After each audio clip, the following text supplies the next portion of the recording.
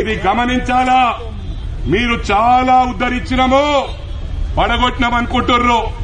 పడగొట్టింది ఏమీ లేదు. లక్షల కోట్ల స్కాము. మీరేమో అనుకుంటుర్రు. రేవంత్ అన్న ఏమంటలేడు, ఈ ప్రభుత్వం ఏం పట్టించుకుంటలేదు. మళ్ళా ఇంతకు ముందు గతంలో 10 సంవత్సరాలు ఆడిందే ఆట, పాడిందే పాట. మళ్ళా మన రాజ్యమే అనుకుంటున్నారు. సవాలే లేదు. మీరు జైలుకు పోయే వరకు ఈ రేవంత్ రెడ్డి గారు నిద్రపోరు, మా కాంగ్రెస్ కుటుంబ సభ్యులు నిద్రపోరని చెప్పి సందర్భంగా హెచ్చరిస్తా ఉన్నా.